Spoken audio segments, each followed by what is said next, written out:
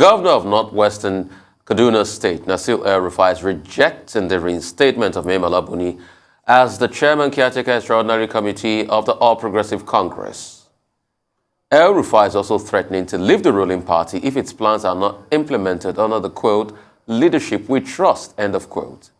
In a message sent to his colleagues in the party, he expressed frustration and warned that it was impossible for the APC to attain unity when leaders are consistently corrupt and deceitful. The Kaduna State Governor's reaction in the wake of Mai Mala Buni's meeting with Abubakar Sani Bello-led acting committee that stood in while Buni was on medical vacation.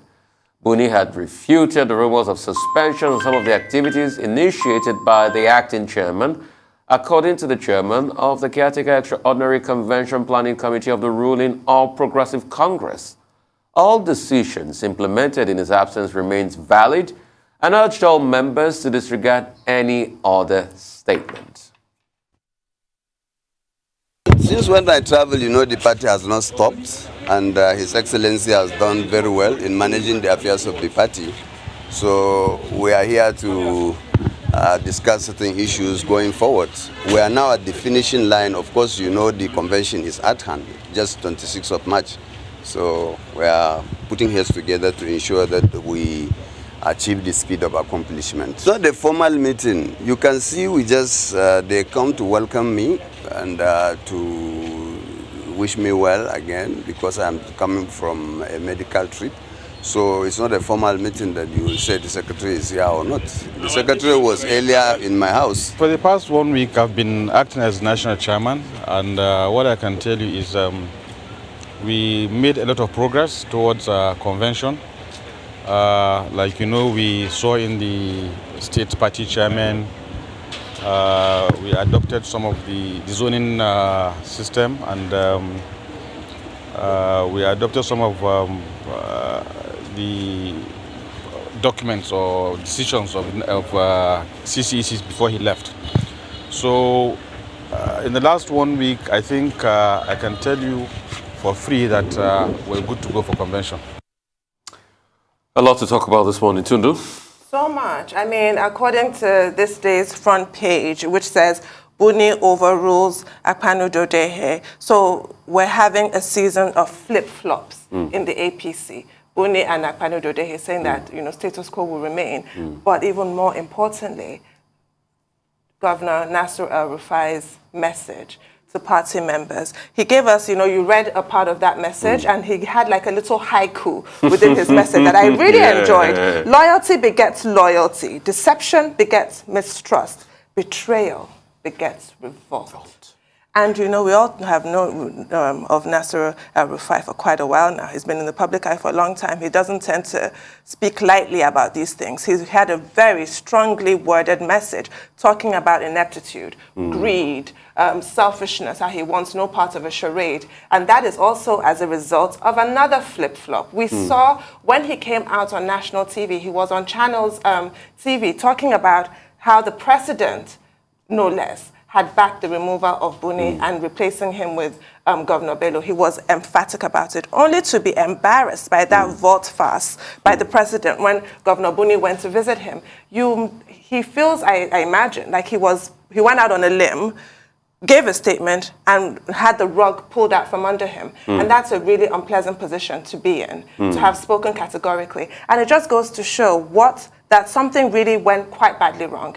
If the decision was made to replace Governor Buni with Governor Bello or anybody else, for whatever reason, the reason we're really being told is that endless vacillation over the National Convention and the kind of dark motives behind that he's been suspected of.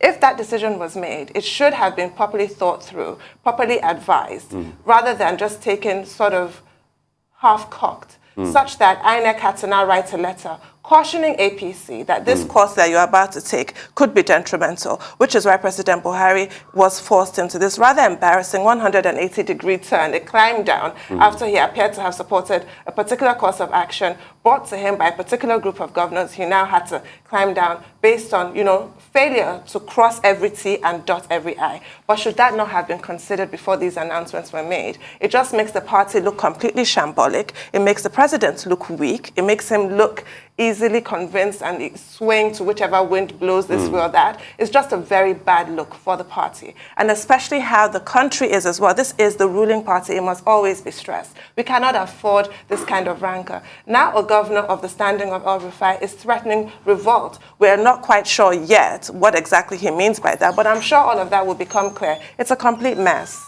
Will the APC be able to ride this storm? That's one question. Nobody knows at this moment. What is clear, what is certain, is that the party is indeed troubled. What we have been seeing since January, okay, the party will go in this direction, it will go in that direction, is great uncertainty, confusion, and turmoil within the party.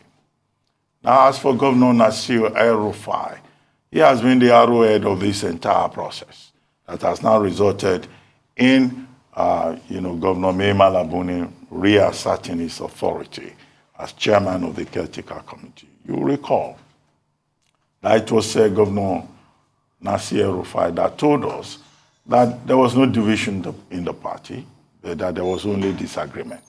Now that has changed. There is division within the party. We also heard from Governor Nasir el-Rufai that it was President Buhari that gave the directive that Governor Buni should be removed. Now we have seen that the president did not give that directive, or even if he did in error, and he has since corrected himself. 3, it was Governor Nasir el-Rufai who told us that there were 19 governors who were opposed to the idea of Buni continuing in office because Buni had concealed from the leadership of the party a particular court case that was going to stop the convention. And in that regard, he said Buni was not interested in organizing a convention by March 26. Now we have seen that the national leader of the party, the president, has given the directive that the convention must hold. Now, it was also Governor Nasir el-Rufai that told us Akpanudo Ede had been sacked and that Governor Bello of Niger State was now effectively the chairman of the caretaker committee, and it will be under his watch that the convention will be conducted. Now, Governor Akeredolu of Ondo State came in and identified some people as Yahoo governors. Now, so in the contest between the 19 governors and the Yahoo governors, those so described will seem to have won. Buni has returned from his medical leave to Dubai. He has the support of the president. He has the support of the Independent National Electoral Commission. So, power play. el-Rufai and his group, they are holding the wrong end of the stick. Now, the statement that Governor el-Rufai put out on Twitter, because that statement was put out on Twitter about greed, selfishness, incompetence, and all of that. Okay. Is he alone? That's a question to ask. Are there other governors that are on his side? Are those other governors up to 19? You recall that in the course of this, we were told that, the entire caretaker committee had been sacked, both the Bello committee and the Buni committee. And it was reported that Governor Oyetola of Osun State had also resigned his position. So what's going to happen? Those are grieved 19 governors. Are they going to leave the party? And I pointed out, on many occasions in the course of discussing this matter, that this is quite similar to what happened to the People's Democratic Party in 2014, 2015, when at the convention of the party in Eagle Square, some governors walked out and never returned. And you had the emergence of the new PDP that became a faction of the APC, and the disloyalty that attended the PDP's efforts in the 2015 general election, leading to the loss of the presidential position and some of the governorship positions and the loss of majority in the National Assembly by the People's Democratic Party. Is the APC about to go through the same route? Does the party have enough time to be able to to sort out things. Smart Adeyemi, a senator from Kogi State and a member of the All Progressive Congress, says all of this is just a game. If it is a game, well, I don't know. Some people, it will look like some people are about to score own goals. Okay? The same way PDP scored an own goal in 2014-2015. If it is a game, it looks like a childish game.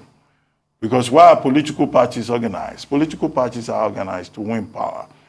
Right now, they are not even fighting for the power yet in the public space. They are fighting for power internally, and they are making a lot of mistakes in terms of internal democracy. Will the national leader, that's the president, will he be able to call everybody to order? So I look forward to the next intervention by the national leader of the party, President Muhammadu Buhari. Yes, it is natural, normal for Nasir el-Rufai, who has eggs now on his face, to be angry, to have been so publicly embarrassed and humiliated, by certain other forces within the party. How far will these gladiators go? As we say, well, the party does not belong to just these individuals who are governors or who hold positions. The party, every political party, belongs to the rank and file, the majority of the people who have, reposed confidence in the leadership of the party. That's what, Nasir el-Rufai, Buni, Bello, and co. should take note of. Meanwhile, Buni has set up committees for March 26. And Nasir el-Rufai, the governor of Kaduna State, has been made the chairman of digital communications. I find that ironic. Maybe what Buni is trying to say to him is that since you like Twitter a lot, so you can go on Twitter and help us with publicity. And it's, that is quite interesting. And I see that, what's his name, my good friend, Fani Kayode. Femi Fani Kayode has also shown up as deputy to Governor Sanwo-Olu of Lagos in the media and publicity category. But they've named Nasir el-Rufai to be in charge of digital communications. Maybe he will change his mind and we'll see more tweets from him on Twitter promoting the March 26th convention. A lot has to be said, but like I said earlier on, that the president's indecisiveness will be the albatross of the APC, and it has happened. The question I'd like to ask is, what powers does the president even have in the first place when you still have an APC constitution to remove the leader of a party because somebody came to tell you, or some group of governors came to tell you he's not doing well? That's one. Number two, why is it that all of a sudden there's a 180 degree and he's turned and he said, no, we want Buni back? It just shows you that APC is burning up inside. And for me, one thing I'll posit, I'd love to say more, but because of time, one thing I'll posit is that convention is going to be a fight to finish. That's where you will see. I said the light of long night was going to be after the convention, but it's a lie. That convention, you're going to see sort of like a second or third world war in that convention. Okay. Because these same governors, the Nasir el-Rufai group, will not back down. They will fight, and Bonito will fight for the soul of the party. The real drama will be at the convention. Wait for it. But most importantly, it all shows that really, Nigerians are never priority when these politicians do their shenanigans. It's always about them. We've learned before. We've learned from the PDP. This is deja vu. All right. That's all on news headline. We'll take a short break now. When we return, we'll have Rotu Sodiri, Michael Wilson, Aaron Akejola to give us updates on Africa global business and sport and activities across the globe. Stay with us.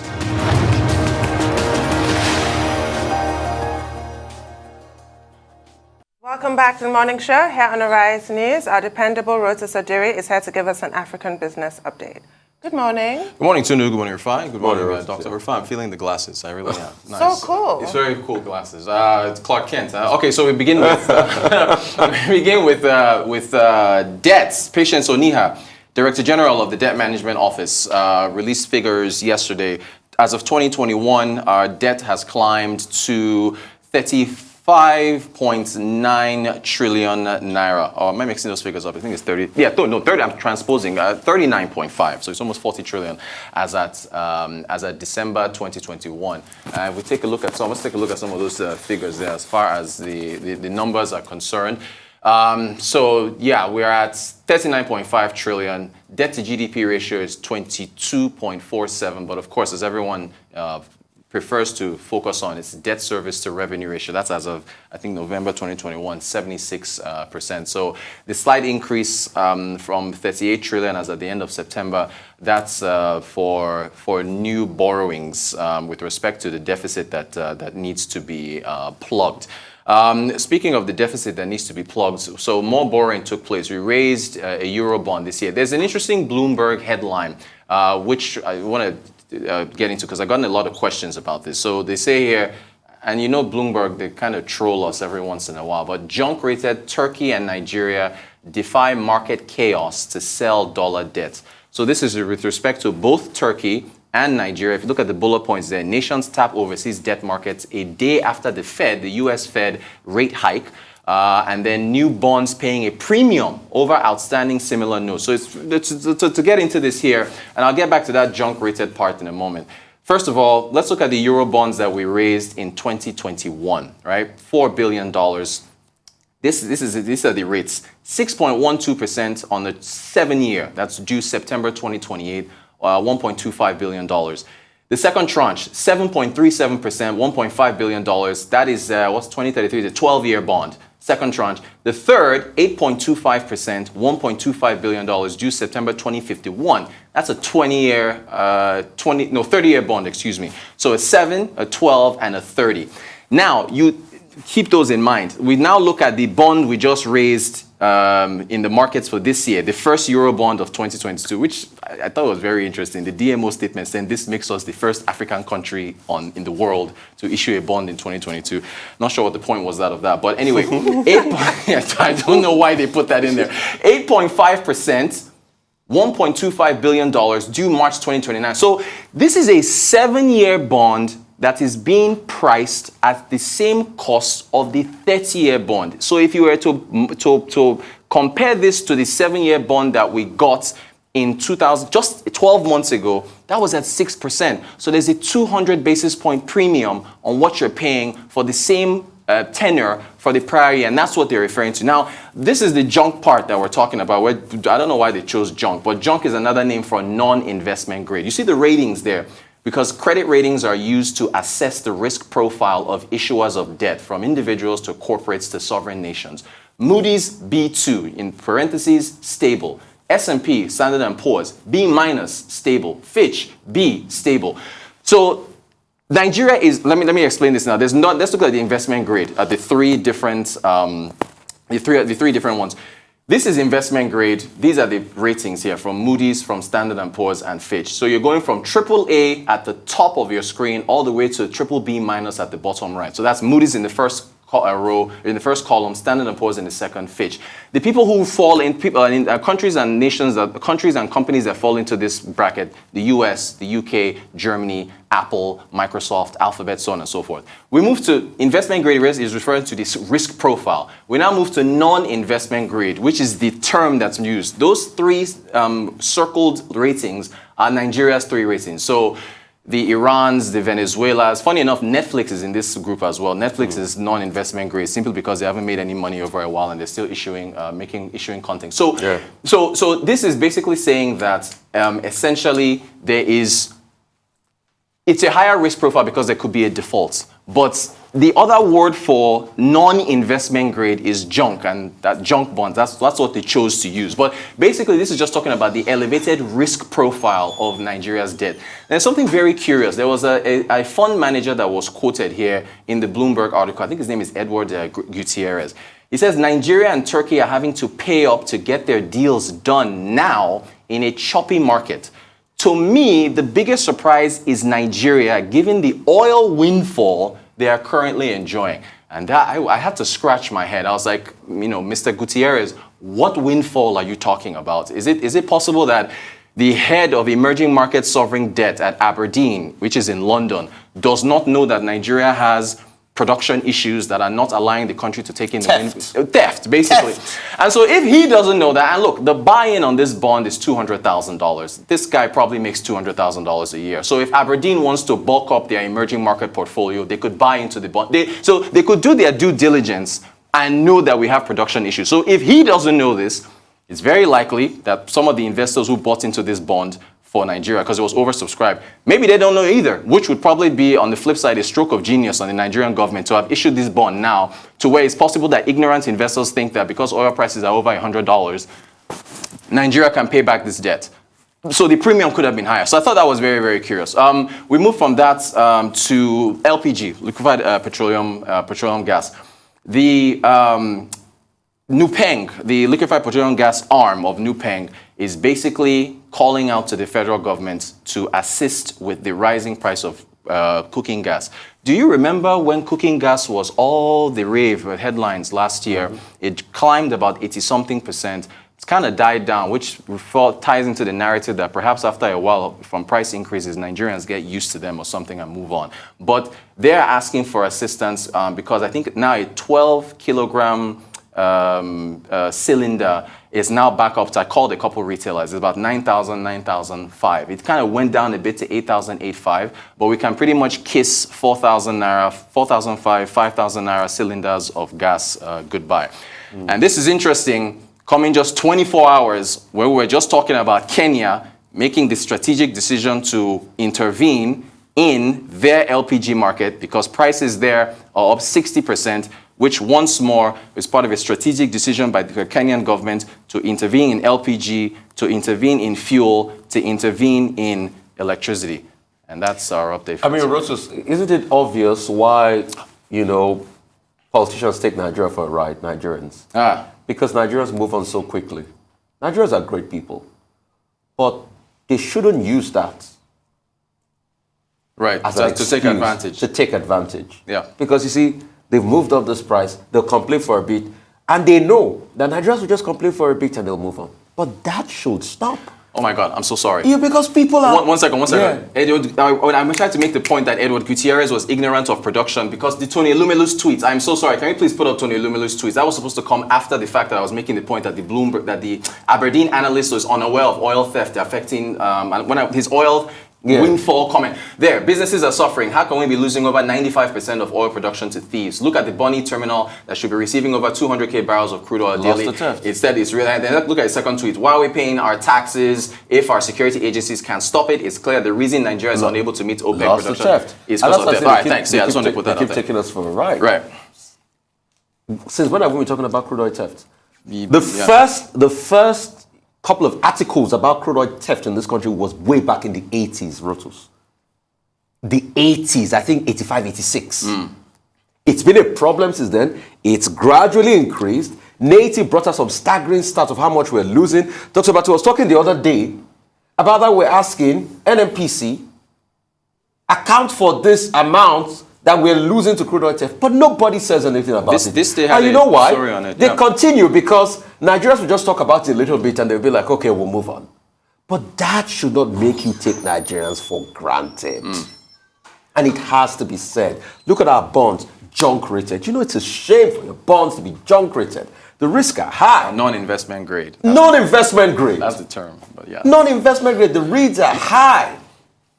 Nigerian bonds at some point, if care is not taken, will get to the level of, Chinese housing conglomerates? Evergrande. We're getting to that stage. Look at debt to service rate. Look at debt to GDP ratio on the increase. Now we're about to cross that threshold. Yeah, that fiscal responsibility threshold of 40%. We'll cross it very soon, and you put more debt for generations to pay in Nigeria. Yeah, this bond is 40%. The debt management office is saying that what we have at the moment, debt to revenue ratio, debt to GDP, is hovering around 27%, and that the limit for Nigeria is 40%. That what we have is not a debt problem, but a revenue problem. And that's not what the analysts are saying. The analysts are saying that, look, with 90% of the debt ratio of Nigeria being used to service, borrowings being used to service debt, then that's not sustainable. It doesn't make sense. The only people who think that that is still sustainable are the people doing official work and who need to consistently tell Nigerians lies. Now, what is this, all these debts, both external and domestic? Yep. What is it used for? To fund inefficiency. Take the Eurobond for 2021, 4.4 trillion, we're told. Now, out of that, $2.2 trillion is going to be used. Billion. Billion dollars is going to be used on fuel subsidy. Okay, fuel subsidy that everyone had said, look, the situation could have been much different. So the DMO consistently, I guess, misleads Nigerians. And the debt problem, all these monies they are borrowing, it's like postponing the evil day. It's like mortgaging the future of our children. Whatever argument they bring up. They say the government is considering measures to increase revenue. What have we seen in that regard? Increased taxation and greater hardship for the people of Nigeria. So new thinking is required. And that's why I often these days ask whether the Presidential Advisory Committee on the Economy, whether it is still alive or it has been disbanded. As for the gas people, Nupeng, LPG arm of Nupeng. Saying, okay, the federal government should come to their rescue. Well, I mean, this is not new. Okay, the price of domestic gas has gone up tragically. And Nigeria is often described by the government officials as a gas country. Over 206 trillion cubic feet of gas. Abi? Yep. But despite the fact that we have so much gas in this country, Nigerians cannot pay for ordinary gas, which is clean energy. Domestic gas being used by a lot of people is on the very high side. So gas is expensive. Diesel is unapproachable. Electricity tariffs. Petrol is scarce. Electricity is no longer reachable. So, the aviation industry, they plan to shut down today. So maybe by tomorrow morning, whoever wants to go to Abuja may not be able to do so. So it's a lot of hardship for Nigerians. And if you look at the gap between electoral promises and the reality that we face today, then you see how dire the situation in Nigeria has become. Wow. What Nupeng did not do is to give specific recommendations. Yes, the domestic market should be improved. There should be technology. There should be greater skills. There should be something to be done about the decade of gas that government announced and gas flaring and all of that. Okay, but we haven't seen the effect. Well, I do have to say, regarding Tony Elumelu's tweets, he asked a question, I think it was a rhetorical question. What's the point of paying tax if security agencies cannot arrest all theft? Exactly. Well, we all know about the tax issues that we have here. And we all know, well, we all heard Governor Nyesom Wike talking about the security agencies and their complicity. He mentioned the police, civil defense, army, and navy, and oil industry workers. So it's a complete disaster. With regards to gas, if gas is too expensive, then you use your electric hub. Coal? Use your electric hub, right? But the national grid. There's no power to use that electric It's a complete disaster. You use firewood. Yes, exactly, at this point. And get emphysema. I mean. Actually, somebody called me from Lekki Phase 1 today. Said they had not had light power in 4 days in Lekki Phase 1. We are in a hole. They had not had power in 4 days. Thank you so much. Thank you so much. Moving on now to more business update. Michael Wilson joins us from London. Good morning, Mr. Wilson. Good morning. Asia Pacific, fairly mixed this morning, as you'd imagine. President Joe Biden has called President Putin a war criminal. Intentionally targeting civilians is a war crime, according to him. So Biden is going to speak to the Chinese president today. The two leaders will be discussing the war, clearly, and also they'll be discussing trade as well. So basically all fairly mixed this morning. Hang Seng down about 0.75%, 10-cent shares down. Hong Kong up about 1%, though, finally, as it came to the end of its day. In mainland China, the composite, Shanghai composite, up 1%. Japanese stocks muted. The Nikkei just more or less at level pegging. The central bank there has made no change to their monetary policy as expected.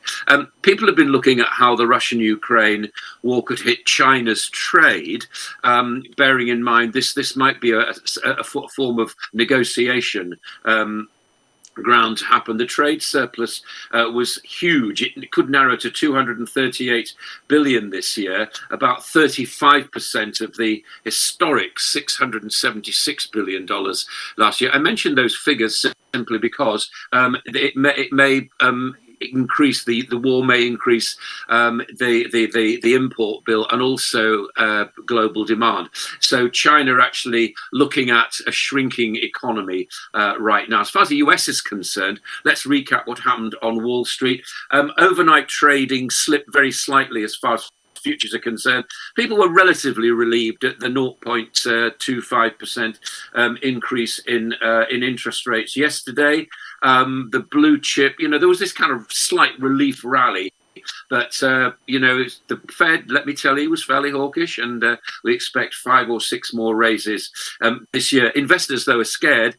There's many more of them saving rather than investing. And as you'd expect, of course, the companies that want to make money out of investors are saying, well, you could be missing out on bargains. I think it takes a very, very brave person to head towards this. Russia has paid, apparently, I only say apparently because the detail of this is very, very, very, very short indeed. It's made some of its debt payments in dollars, apparently through Citibank and also through JP Morgan. Some creditors have been paid.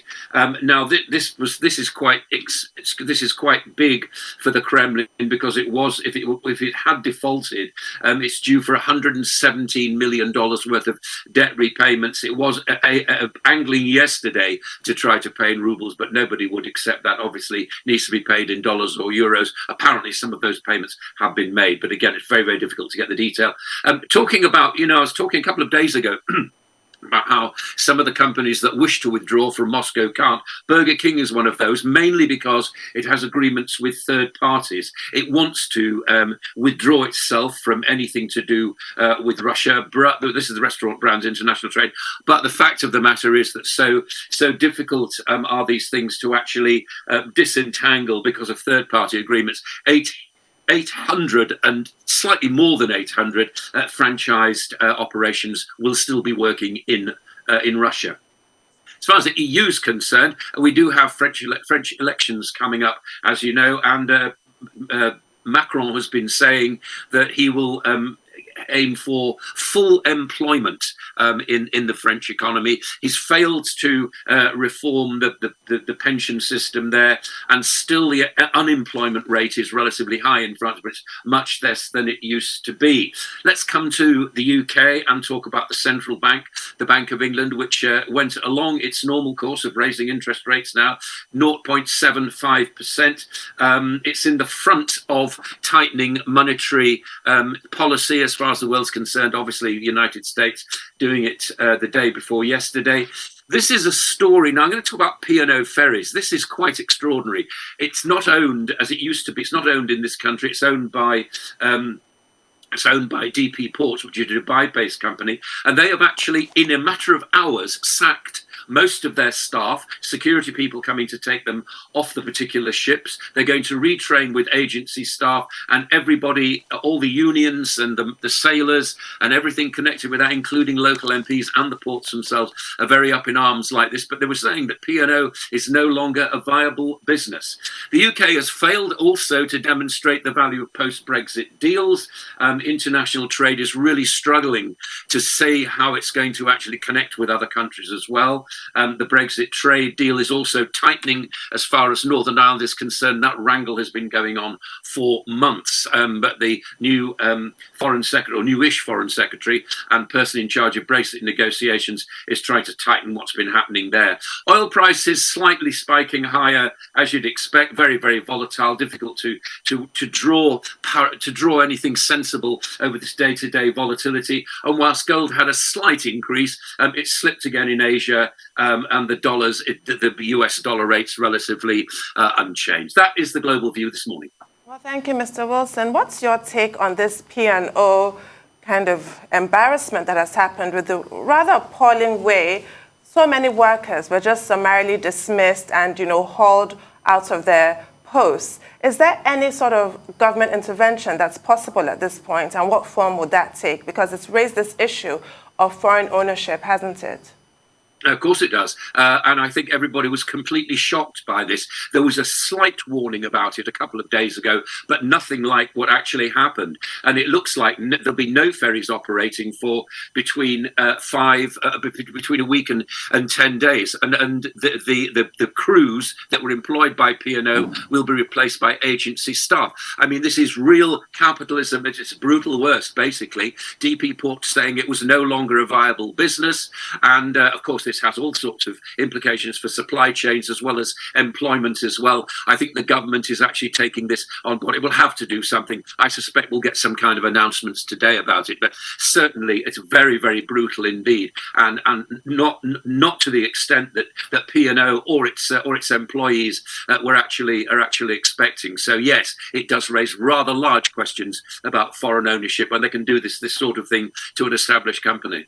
Well, still on this piano, which is the major story, I guess, in the papers today. You will recall that sometime in December, a certain company in the US, led by a guy called Visha Garg, called his staff together on Zoom and sacked 900 of them. Now, at that time, it was considered harsh and all of that. And the papers in the UK said, oh, this will not happen in the UK, where there are very strong rules about how you disengage staff. And now, just exactly the same thing has happened in the United Kingdom with this piano case. What do the labor rules say? Because I recall that in December, the UK analysts were saying, oh, in the UK, before you lay people off, you have to inform them, you have to make provision for them, you have to make sure that they are protected and that the laws give them certain rights. Who is in a position to take on P&O now, now that it looks like maybe those labor rules have been violated, including sending security men with handcuffs to come and push out the sailors that refuse to move? That's one. The second thing is the Fed and also the Bank of England. What are the implications for the decisions taken with regard to interest rates for the global community, particularly countries like Nigeria that may be affected by the fluctuation fortunes of the pound or the dollar or interest rates in the US and the United Kingdom?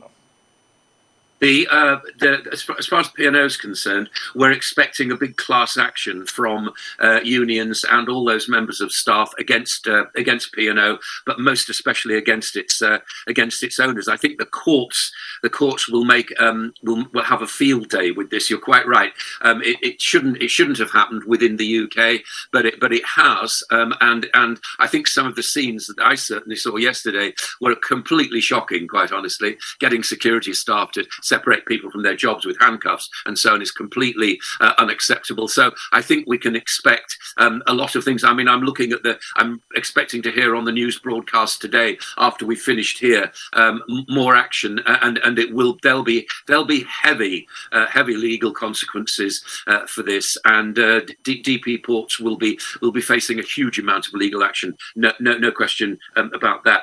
As far as interest rates are concerned, I mean, well, each country deals with its own attitude towards dollar debt and all the rest of it in the way that they do.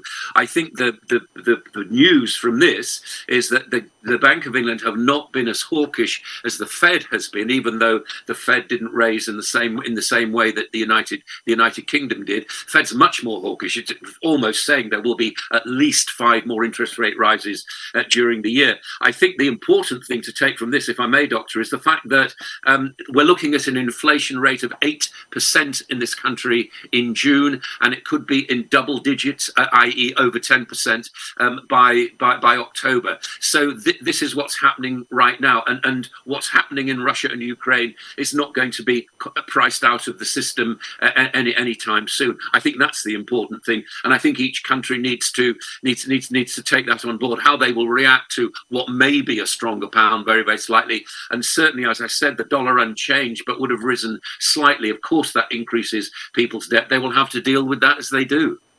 All right. All of this coming up amidst increasing cost of living in the UK, increasing national insurance and other parameters, and interest rates now goes up.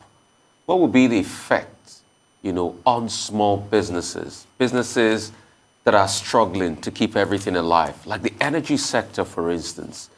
You know, what would be the effect on those businesses? That's number one. Number two, I'd like to talk quickly about what is happening out of Europe and out of China as regards food, wheat, and the likes. Because of the war now, people and companies all over Europe are beginning to complain about backlog of supplies, you know, from France to other parts of the world. There's this chips company out of France that has complained that they hardly get the cottonseed or the rain oil they normally use out of Ukraine any longer. How is this disruption going to affect the food sector? Briefly. Disastrously, I would imagine, as far as the food sector is concerned, and it all ties in with this increase in the cost of living, doesn't it? I mean, the results are pretty obvious, aren't they? You take a major supplier out of the system, and we all have to suffer. So yes, there will be household bill increases in the UK, no question about that. Whether or not there'll be a reversal or help from the Chancellor next week in the UK, Chancellor of the Exchequer, the Finance Minister Rishi Sunak next week, well, who knows?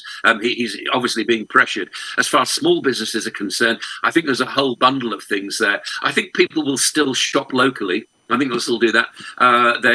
They did during the pandemic, and no reason to suspect that trend will actually reverse itself. I think that more and more small businesses are wanting a change in the business rate system. That's the big thing, which they seem to be suffering from right now. If they can get some kind of relief from that, and I wouldn't hold your breath about this, but if they can in next week's statement, then maybe they will. But you're quite right to focus on small businesses. Whatever you think about them, and they don't necessarily add up to the trillions of pounds, the trillions of dollars that are the assets of multinational companies. They do happen pro rata to employ the majority of the workforce, as they do in most countries. And I think we should look at them as a major indicator of how the economies are actually doing right now. There's a lot to play for. Very difficult to take broad snapshots of what's going on, given all the volatility at the moment. All right, thank you so much, Michael. Thank you so much, Ryan.